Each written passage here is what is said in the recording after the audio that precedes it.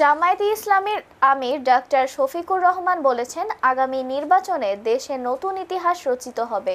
বিগত দিনের মতো কেউ যদি ভোট ইঞ্জিনিয়ারিং বা কেন্দ্র দখলের চেষ্টা করে তার উপযুক্ত জবাব দেয়া হবে। শনিবার 22 নভেম্বর ঝালকাঠির নেসারাবাদ মাদ্রাসা ময়দানে জাতীয় প্রতিনিধি সম্মেলনে যোগ দিয়ে সব কথা বলেন জামায়াতের আমির।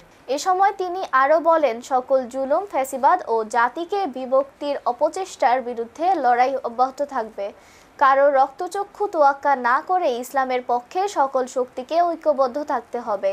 নেসারাবাদী হুজুর মাওলানা খলিলুর রহমানের সভাপতিত্বে অনুষ্ঠিত সম্মেলনে অতিথি হিসেবে আরও উপস্থিত ছিলেন চরমোনাই পীর মুফতি সৈয়দ মোহাম্মদ রেজাউল করিম, খেলাফত মজলিসের আমির মাওলানা আব্দুল বাসিদ আজাদ, জাতীয় নাগরিক পার্টির সাধারণ সম্পাদক আক্তার হোসেন, এবি পার্টির সাধারণ সম্পাদক ব্যারিস্টার আসাদুজ্জামান ফুয়াদ এবং বিএনপির কেন্দ্রীয় কমিটির ধর্ম বিষয়ক সম্পাদক রফিকুল ইসলাম জামাল সহ আরও অনেকে। নেসারাবাদ দরবার শরীফের বার্ষিক ওয়াজ মাহফিলের দ্বিতীয় দিনের আয়োজনে অনুষ্ঠিত হয় এই প্রতিনিধি সম্মেলন।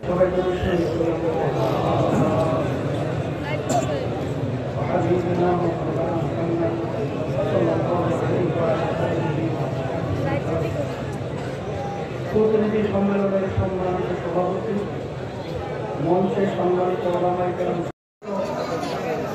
বাংলাদেশ হিজবুল্লাহ জমিয়তুল মুসলিমিনের প্রতিনিধি সভা এবং আজকে এই মাহফিলের সম্মানিত সভাপতি, আমার সম্মানিত ভাই হযরত মাওলানা খলিলুর রহমান নেসারাবাদী, মঞ্চে বসা বাংলাদেশের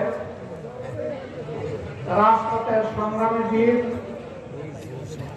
চরমোনাইয়ের সম্মানিত পীর হযরত মাওলানা মুফতি সৈয়দ রেজাউল করিম, মঞ্চে বসা খেলাফত মজলিসের সম্মানিত আমির, প্রাজ্ঞ আলেম, অসংখ্য আলেমের উস্তাদ হযরত মাওলানা আব্দুল বাসিদ আজাদ, অন্যান্য জাতীয়, আঞ্চলিক এবং স্থানীয় নেতৃবৃন্দ, সুধীমণ্ডলী, আল্লাহ তাবারক ওয়া তাআলার অফুরন্ত শুকরিয়া আদায় করছি। রব্বুল ইজ্জত আমাকে আপনাদের সামনে এমন একটি বরকতময় মঞ্চে আজ হাজির হওয়ার তৌফিক দান করেছেন, আলহামদুলিল্লাহ। মহান রবের দরবারে দোয়া করছি আল্লাহ তাআলা আজকের এই তামাম আয়োজনকে নিজ মেহেরবানিতে তিনি যেন কবুল করেন। এই আয়োজন আমাদের সকলের জন্য আখিরাতের নাজাতের পাশাপাশি দুনিয়ার ইজ্জত এবং নাজাতের জন্য কারণ হয়।